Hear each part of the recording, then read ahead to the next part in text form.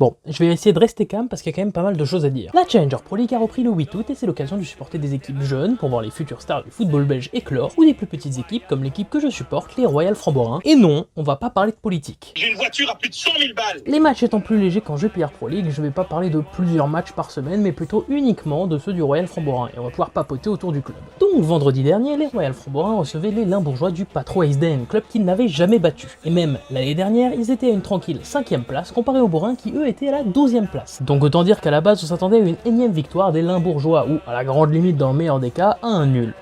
Et en fait non. Dès la première seconde du match, le score est de 3-3 avec un timer qui ne se lance pas et qui sera donc en décalage avec le vrai. Bon, ça arrive les problèmes techniques mais bon, l'important c'est que ça soit le seul.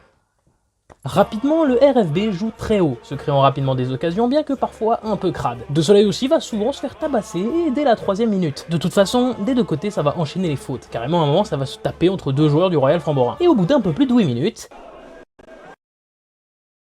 Eh ben, y a plus de son, c'est pas ma télé, Martin. Bon, des petits bugs comme ça arrive, hein. 3 minutes après...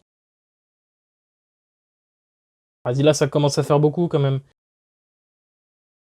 Bon, on va parler de l'éléphant dans la pièce qui pose problème en ce début de Challenger Pro League. Le traitement technique par DAZN, qui est dégueulasse. Déjà, la semaine dernière, alors que c'était l'ouverture de saison, c'est-à-dire le moment où faut pas se louper, quoi, bah il y a eu plein de problèmes, au point où en plein milieu de la journée de championnat, ils ont dû changer certains dispositifs. Sauf que là, ça va quand même être assez impressionnant la qualité de la merde qu'on va avoir. Parce qu'après cette seconde coupure de flux, on va se retrouver pendant 30 minutes, c'est quand même un peu long, avec le mauvais commentaire. C'est-à-dire le commentaire du match entre le SK Beveren et les Young Genk qui avait lieu au même moment. Et je sais que c'est étonnant, mais moi personnellement quand je regarde un match de foot, le commentaire du match d'à côté, bah je m'en bats un peu les couilles. Surtout qu'on entend que à gauche, hein, si on porte un casque. La direction du Young Genk avant ce championnat. Histoire que ce soit vraiment bien mal foutu. Carrément, à un moment, il dit... Des Framborains, mais qui jouent d'ailleurs en ce moment même. Eh ben oui, je sais, et j'aimerais bien voir le commentaire du match, si possible. Et carrément, tant qu'à faire, même dans la réalisation, il y a des problèmes, genre un replay sur rien. Non mais c'est cool, j'avais pas vu cette course de l'arbitre il y a 10 secondes.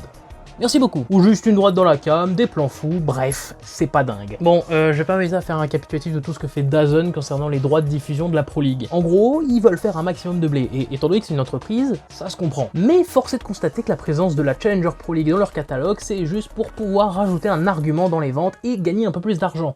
Sauf que ce qu'ils en font, c'est un peu de la merde. On va essayer de faire abstraction de ce problème qui est quand même assez gros et on va retourner au match. Les Borains vont être un cran au-dessus de leur adversaire pendant une longue partie de la première mi-temps, enchaînant les occasions et les belles remontées, ce qui est étonnant. Mais ce qui est encore plus étonnant, bah, c'est qu'ils vont ouvrir le score. Face à ça, le Royal Framborain va ralentir un peu le jeu face à des Limbourgeois bien plus agressifs. Mais ça ne suffira pas vraiment, alors au retour des vestiaires, ils vont directement être assez agressifs. Les Borains devant arrêter des frappes, mais surtout défendre, ce qu'ils feront quand même assez bien. Malgré tout, ils vont revenir, bien que Petro Heisden reste dans son match. Et ça va nous mener à une fin de match extrêmement disputée. Alors, est-ce que les Limbourgeois vont réussir à revenir au score?